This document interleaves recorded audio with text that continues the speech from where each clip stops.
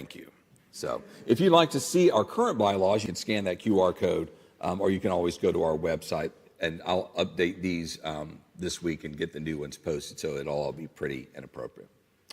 So now, as we always do, we sort of look through some numbers of the church, some statistics. This is our average Sunday attendance for 2024. You can see we dipped a little bit from 2023 as I sort of looked through 2024 for some logic there. It's clear that the construction affected our numbers and probably will continue to until we move back over, and Lord only knows when that happens, probably sometime this summer. What's fascinating, though, is if you try to be consistent about stuff from year to year, I look at the Christmas attendance, Christmas Eve attendance.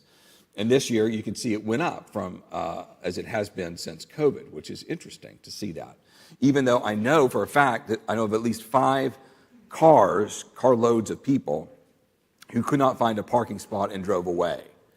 And so there you go. So construction, trailers and whatnot, limited parking, limited capacity. But as I said, you can only facilitate what your facility allows, and so we're a little pinched right now. Although it's above freezing, so we're doing a little better than normal. Our new members also dipped slightly in 2024 as compared to 2023, but certainly comparable to other years, more than 21, less than 22. So that's sort of on target with other things. Again, it's difficult to know exactly what those are because that's a run on Realm. If you didn't fill out the form, you didn't technically become a new member, but you may be here and just haven't filled out the form yet. So it varies. Also put down some notable accomplishments in 2023, just because I think it's helpful for us to sort of go through some of these and just sort of remember what happened. You may remember that we launched the Trinity Capital Campaign and raised roughly $3.2 million for capital improvements. I mean, that's not nothing. That's a great thing that we did in 24. We dedicated a new outdoor labyrinth. It technically almost got finished that should say 24, not 23. Well, whatever.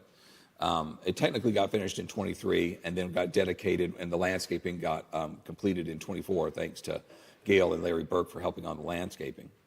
We launched our new men's ministry, which continues to be very successful all through last year and into this year.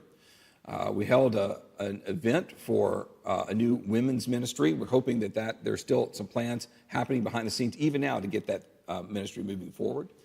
We continue to host a successful retreat at Canuga. Hope that you all will continue to support that and come to the next one. It's open for registration right now. We relaunched EYC, the Party with a Purpose event, which was fun. We got through that by the skin of our teeth, and it was a joy. We actually got through it before we had to shut the church down, which was also good. I don't know what we're going to do this year, but we're going to think of something. We hosted an Enneagram workshop. We hosted the Diocesan Ordination of Deacons. We launched a new Biscuits and Bell Chats Bible study, thanks to Greg McAbee. That was a joy to expand in that way. We began construction on replacing our boiler and chiller in the state and with our state-of-the-art HVAC system. That's a huge accomplishment. I mean, that has been something this church has been working on for, 30 years? Probably there have some people saying, yeah, I was on the vestry in 1923. And, yeah, that's been there. So that's a big, major accomplishment for 2024.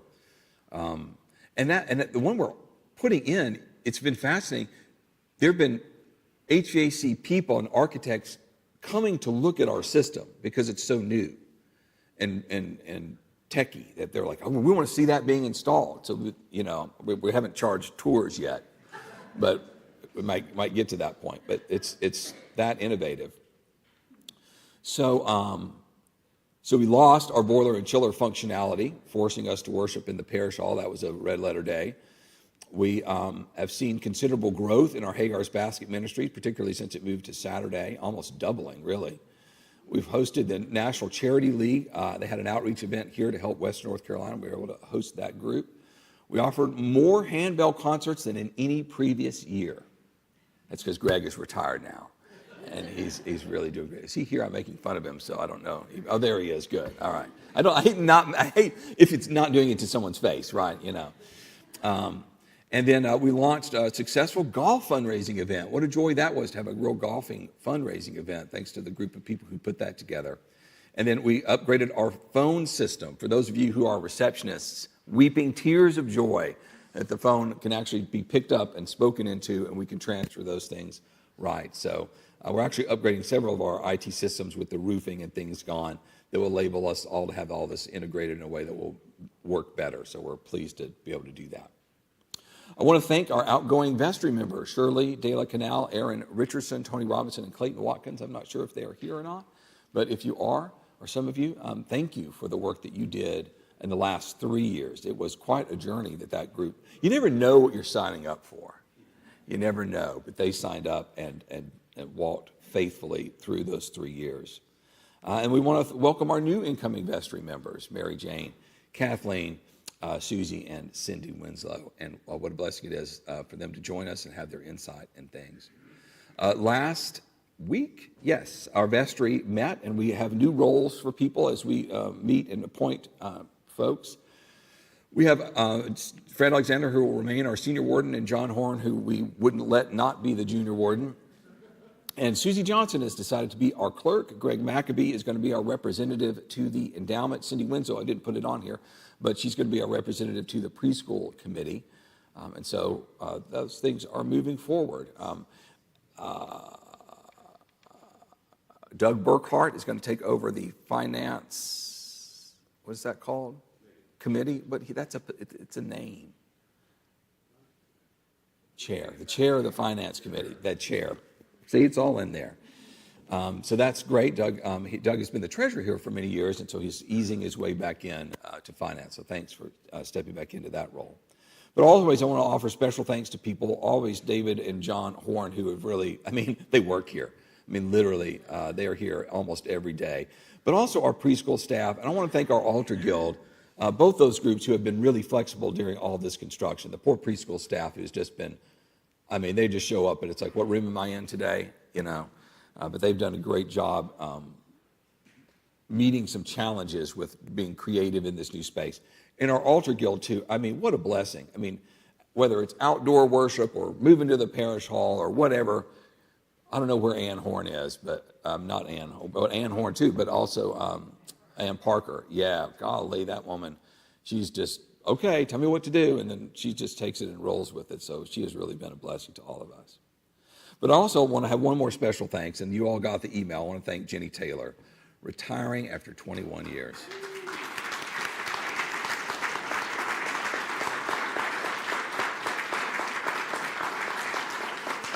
She's right there in pink. So thanks, Jenny. We'll celebrate her. We won't have the long goodbye where we say it over and over and over again. We'll have a big fun time for her. We're still trying to think creatively about what to do because there's all kinds of fun things that we could do for Jenny. So I hope that you will just continue to thank her over the next little bit and just know what a blessing she has been to this church, but especially to our preschool community. What a true blessing. There's never been a day that I didn't worry about I never worry about the preschool with Jenny down there. I just like, Jenny will take care of it, and she will, because she cares about safety, she cares about those kids, and puts them first. Truly a blessing to all of us. But now I'm going to turn it over to Mr. Sigmund there, who will give our endowment report.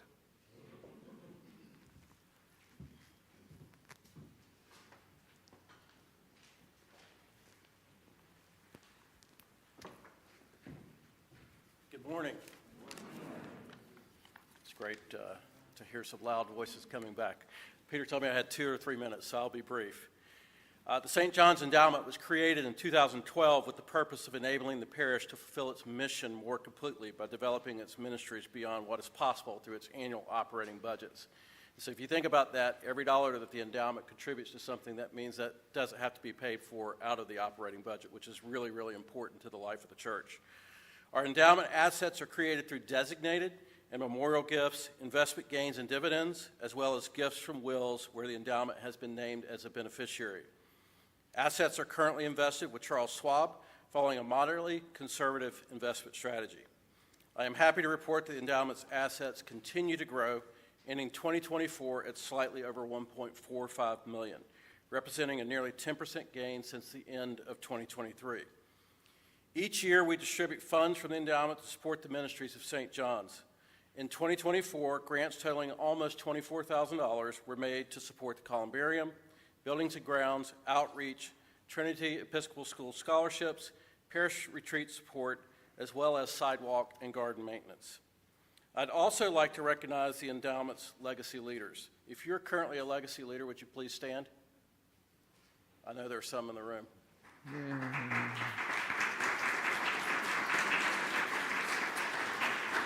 Legacy leaders have either made a one-time contribution of at least $5,000 to the endowment and/or provided the board a copy of their will showing that the endowment has been named as a beneficiary. Thank you to these folks for leaving a legacy to St. John's through their generosity. If you too would like to become a legacy leader, please reach out to a member of the board for more information. Let me close with this. If there are any current board members in the room, please stand.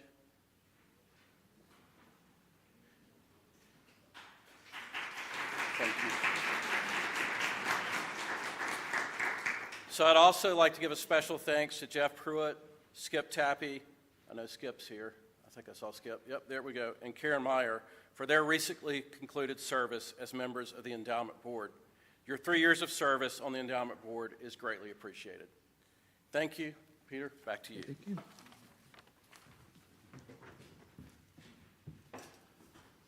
I also want to thank Skip for always looking over our insurance and keeping the church insurance policies up to date and helping out with the property committee.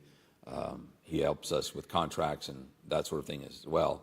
I asked him if the men's group could, have beer and go split the firewood out there, and it raised an eyebrow or two, but, so I was kidding. He said as long as it was firewood and beer, not beer and firewood, then I was okay. So. All right, so now I'm going to turn it over to Bill, who is our treasurer, and he's going to talk about the financial report. So, Bill, take it away.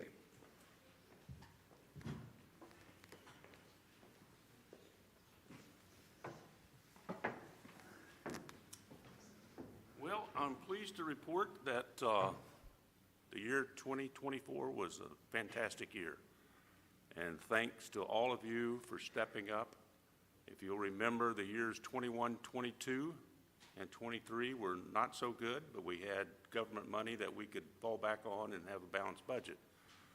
Well, as you all know, we didn't have any of that for 2024, and you all stepped up.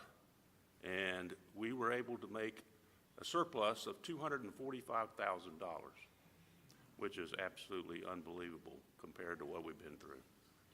So that money, we are immediately taking $30,000 out of that money and giving it directly to outreach to make up for what we took from them the last year. And the rest of that money will basically be given to the Vestry Reserve and will be used for the Trinity campaign, most likely. But the main thing I'd like to say was, and again, thank you, St. John's always has a shrinkage issue. Usually it's about 4%, where parishioners pledge and they don't meet their pledge, or they don't pledge at all, or give any of the money they pledged. In 2023, that was 8%. The average is 4%. In 2024, it was positive, way over what people pledged. And for that is the very reason that we had such a good year. So thank you very much. Keep up the good work.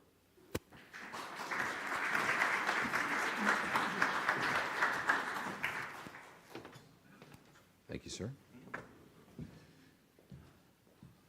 I like charts, so I'm going to say what he was going to say, what he just said, but show it to you because I like pretty charts. One thing that's worth noting is our pledging units dropped in 2024. So you can sort of see this is the number of pledges we get, whether it's from a family or from an individual. That went from 306 to 286. 2025 isn't over yet. It's lower than 286 now. Whether it will catch up to it by the end of the year, that's hard to know. But those continue to go down, which is not good. We really need to, once we get out of this construction piece, focus on growth and on visitor retention and all of those things. It's a little challenging right now, but there are lots of plans in sort of on the back burner and being put in place as we move forward. Hopefully you'll hear about some of those things in the weeks to come. Maybe once we get heat. Wow. Let's have a visitor meeting. Okay, right. So we'll get there. The average pledge, however, went up quite a bit from 2023 to 2024, at least by the end of the year, it was up that high. You may remember this chart, which I showed you last year, and we were concerned because the budget is orange and the actual is, what we actually received was in this sort of aqua blue. And we had always spent more than we took in. I mean, spending more than we took in, spending more than we took in. It looked a little bit better here. Well, 2024 looks like this. And you can see that's because we reduced our budget significantly, and we also gained income significantly. So we really pulled from both ends and got quite a gap. When Bill was talking about shrinkage, this chart explains it well. This is our amount not received in pledge income. This is what people pledged but didn't give. You can see 2017 was the year that shall not be named. But that was a bad year. But then, it sort of goes along. But then this year, it actually, Excel freaked out. It was like, oh my gosh, I've got to go below the line. So it was a great year because we actually didn't have any shrinkage. We actually had growth. So what a blessing.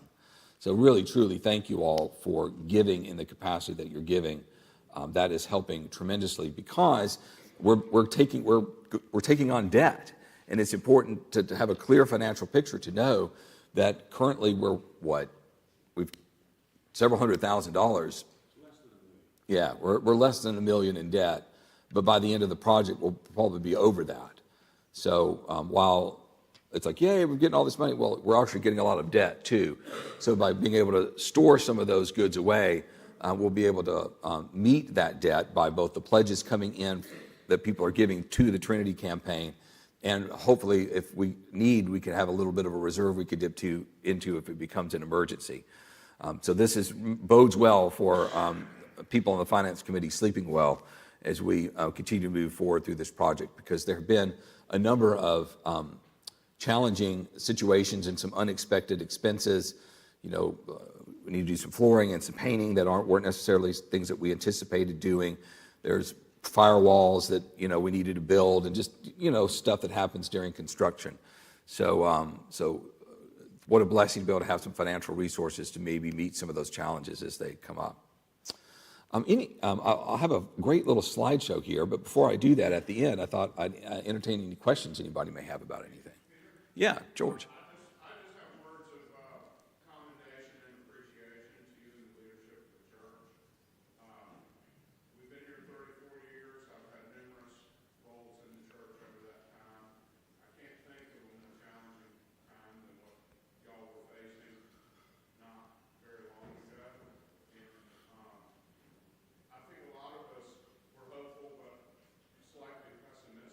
I think I probably was. Yeah.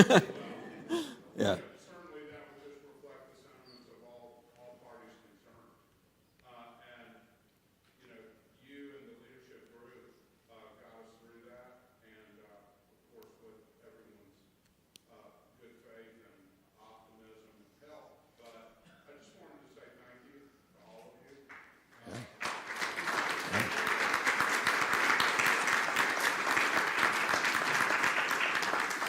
It's a blessing when the Lord meets your needs in more ways than one. I mean, I really have seen, I think this year for me, I think, these numbers are fascinating, and that's great and all.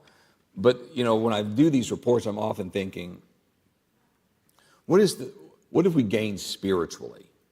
I mean, we can talk about money. That's interesting. Well, I think we've gained several things. One is we've really gotten a better understanding that the church is not necessarily the building, it's the people in this room. And we've also gained the appreciation that the church building is actually important, right? I mean, it's a facility that really helps us facilitate ministry. So we've gained an appreciation for that, an appreciation for maintaining it. but also an appreciation for who we are together. We're not in that space, we're in this space. And I read a book once, and if some book group wants to pick it up, it's a book called Death by Suburb. Great book. It's a book that was written in the suburbs of Chicago, but it's applicable anywhere. And one of the things it talks about is when there's challenges in the life of the church, you actually grow more spiritually if you stick with it and work through those challenges. And then the parish grows closer together because they realize that this group can come through challenges with one another. And they realize, wow, if something happens, we're going to be okay. Let's imagine that there's another, let's say, slightly less worrisome pandemic. We'll be okay. I would not have thought that in 2019. I was freaking out. We all were.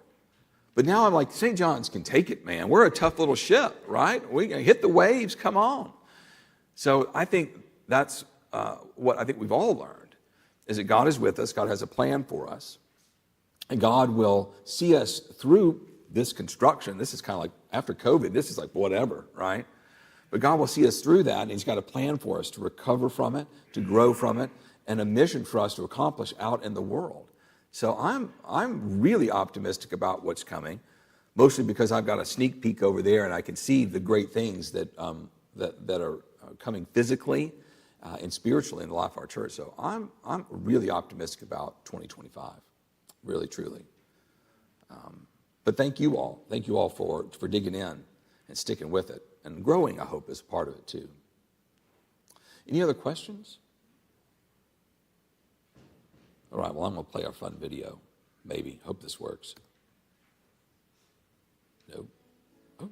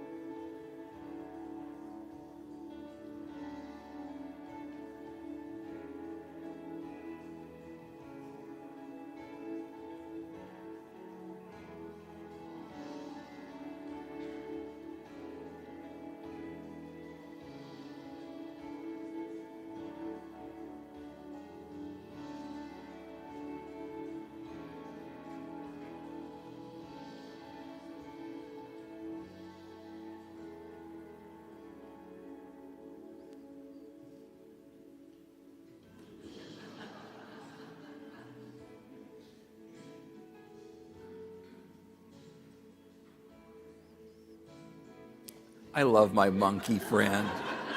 I wish he was here.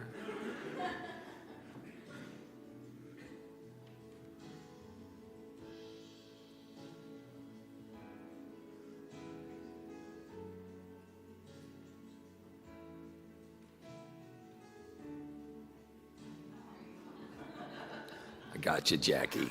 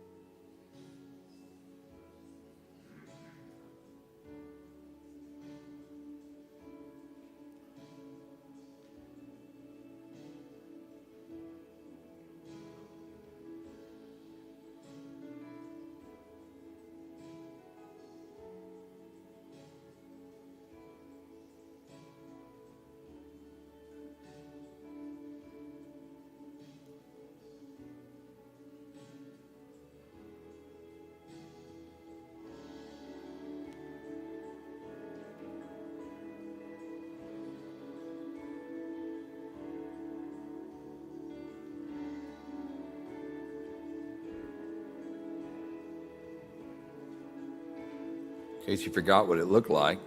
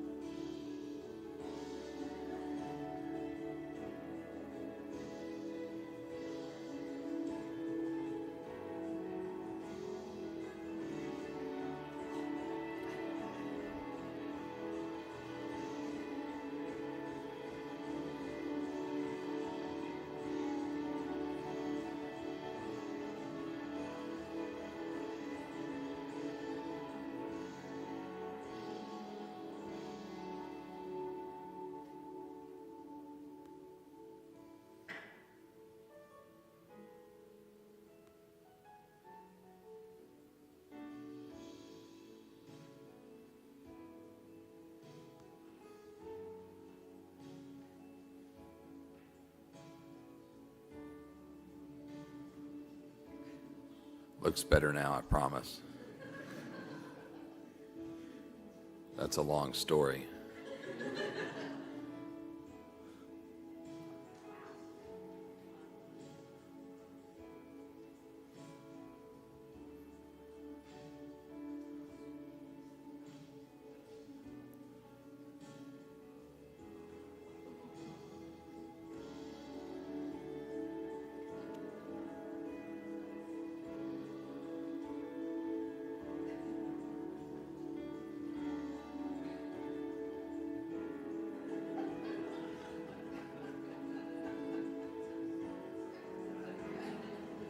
That is Brad, in case you're wondering.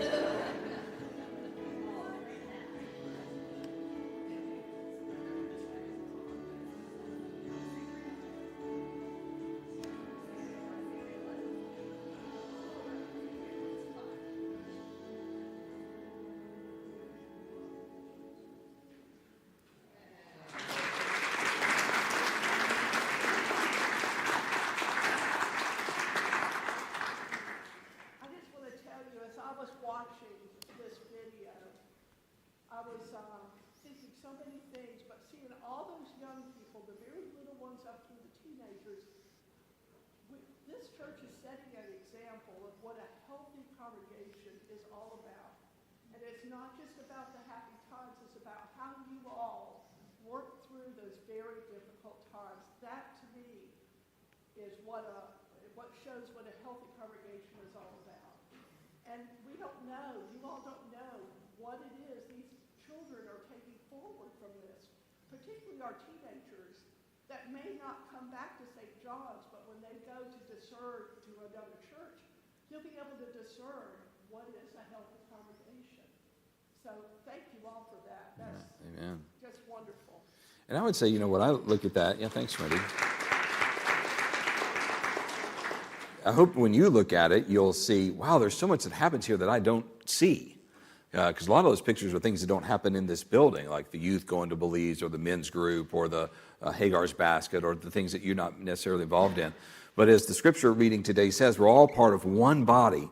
And so by being a part of the body, you're also being a part of a group that does all those things corporately.